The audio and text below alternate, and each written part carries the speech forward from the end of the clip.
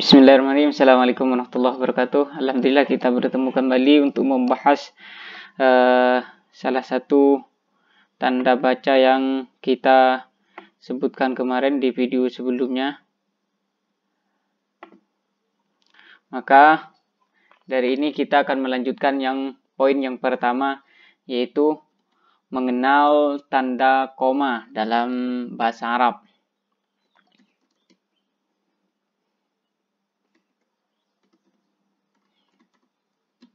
Dalam bahasa Arab.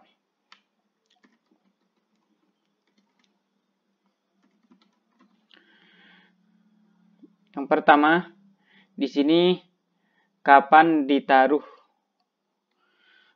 tanda koma itu, atau mata tuda al-faslah awi syaulah. Kapan tanda koma ini diletakkan atau ditaruh ketika kita menulis insya atau ketika menulis bahasa Arab dan lain sebagainya. Baik, maka insya Allah pada kesempatan kali ini kita akan sedikit untuk membahasnya sebagai penambahan ilmu bagi kita semua, yaitu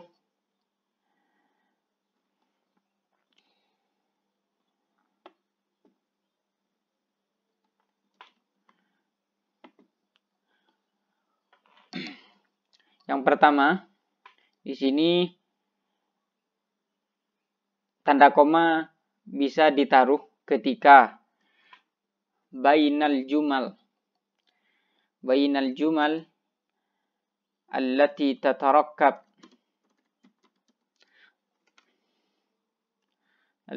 tatarakkabu minha kalamun tamul faidah. Maksudnya apa? Di sini maksudnya bahwa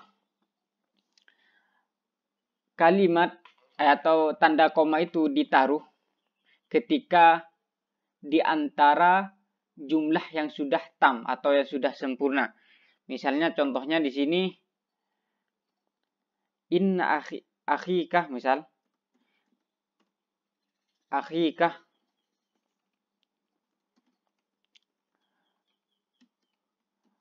rojulun, atau inna akhikah muti'on. Nah, baru di sini ditaruh tanda koma. Karena ini sudah sempurna. Dilanjutkan lagi. Kenapa dia disebut muti? Karena lam yatajawaz al-qanun, misal. Ini baru di sini. Ini adalah yang disebut kalam tam. Semuanya tam. Jadi sempurna. Maka ditaruhlah tanda koma di sini.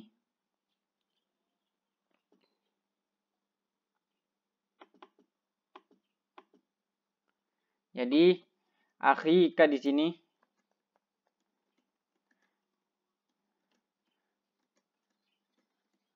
muti'on lam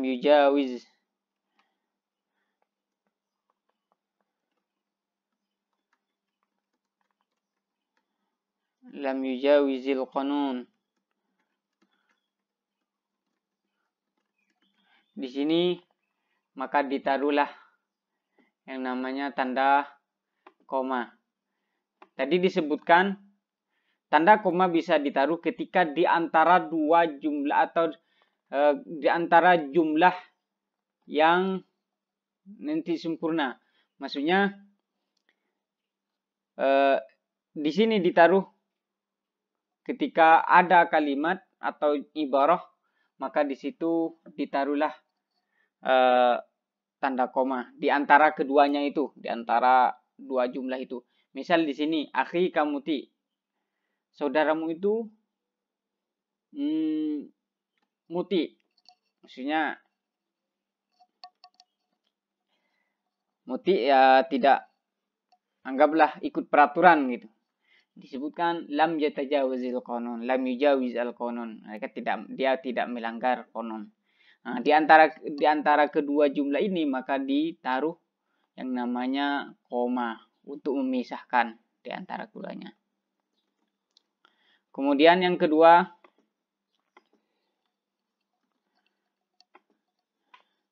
bainal kalimati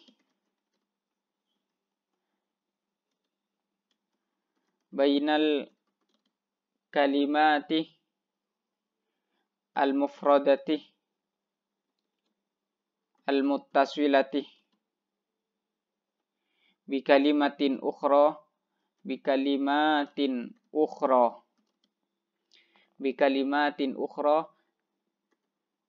taj'aluha syabihan bil jumlah.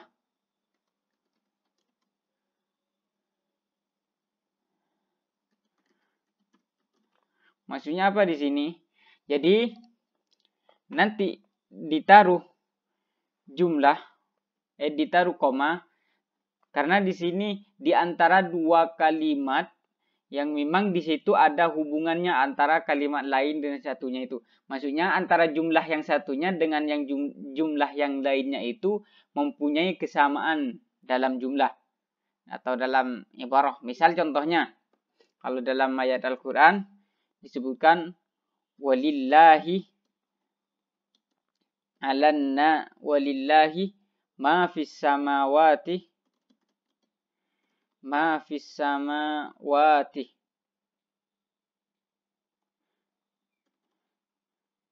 baru di sini ditaruh koma.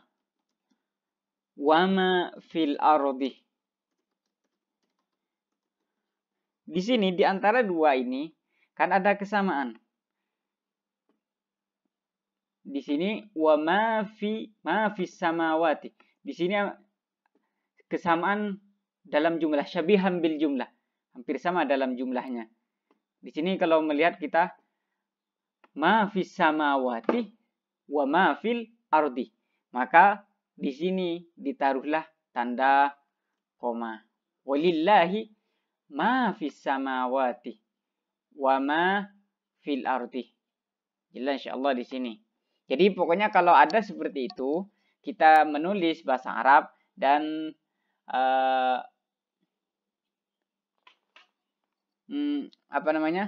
jumlahnya hampir sama, maka ditaruh.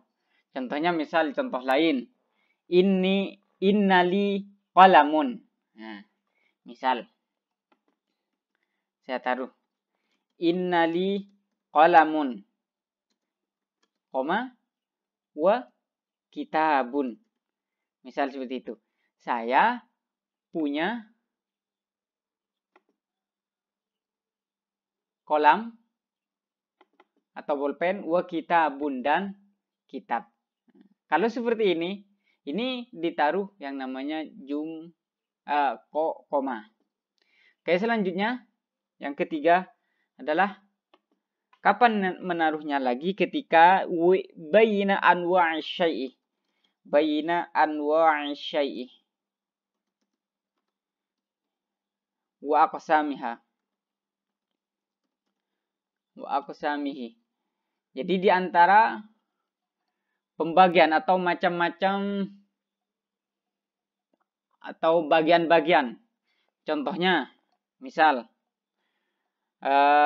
kita menemukan huruf atau huruf jar. Maka di sini ditaruh huruf fil jar atau contohnya misal huruf fil jarri. Misal arba'atun misal atau sab'atun. Huruful jarri sab'atu aqsam. Misal di sini kan biasanya ada anunya. Yang 7 ini disebutkan. Misal contohnya yang pertama al-kafu. Maka di sini ditaruh koma. Setelah ini yang disebut baina anwa'i syai'i. Macam-macamnya itu. Atau misal 1 kaf Cuma ditaruh lagi di sini walam, misal alam. Rubah dan lain sebagainya. Disitulah ditaruh yang namanya koma. Jadi di antara kalimat-kalimat ini, inilah yang ditaruh koma. Kemudian selanjutnya yang keempat adalah ba'da lafzil munada. Ba'da lafzi al-munada. Apa maksudnya? Yaitu kita bisa menaruh tanda koma atau meletakkan tanda koma setelah huruf munada, setelah lafal munada. Apa saja lafal munada? Banyak. Ada waw, wa ajab. Kemudian ya zaidan atau dan lain sebagainya. Contohnya di sini untuk memperjelas, misal ini salah satu huruf munada yang masyhur bagi kita atau yang insya Allah bagi kita sering menemukannya baik dalam Al-Quran dan lain sebagainya. Misal, ya, kalimat ya adalah munada. Ini huruf munada, salah satunya. Contohnya, saya kasih, kalau dalam Al-Quran banyak, misal, ya ayyuhalladzina amanu. Atau kalau selain dalam Al-Quran, misal saya menyebutkan nama orang, ya Ahmad misal. Ya Ahmad. Di sini, ini ditaruh tanda koma. Ya Ahmad. Kum anta.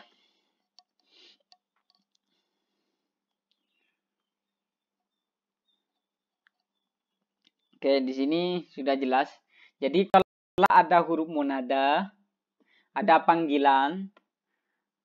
Ketika ada panggilan, maka ketika kita menulis dalam bahasa Arab dan kita memakai salah satu huruf munada atau huruf panggilan, maka kita menaruh tanda koma di sini. Tanda komanya ini. Ya Ahmad, kum anta. Misal, atau ya Talib, kum anta. Ya Ali, ya Ali, bangunlah kamu, kum anta. Nah, di sini setelah kalimat panggilan itu kita menaruh koma. Yang disinilah insya Allah kita akan memahami semua di sini bahwa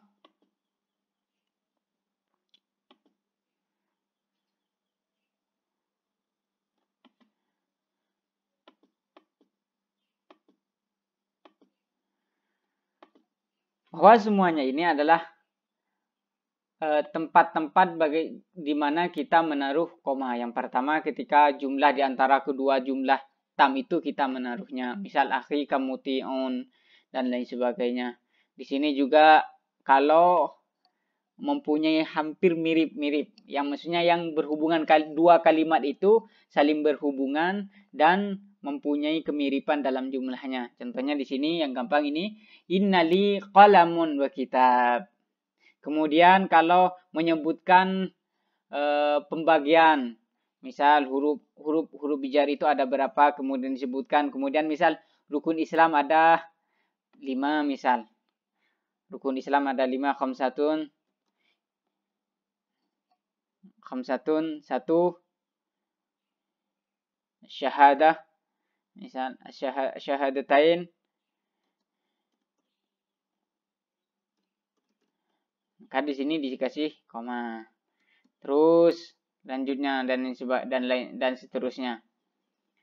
Oke, kemudian yang terakhir di sini setelah ya munada atau setelah huruf munada, huruf panggilan. Ketika kita menulis panggilan, maka misal wajib, maka kita menaruhnya.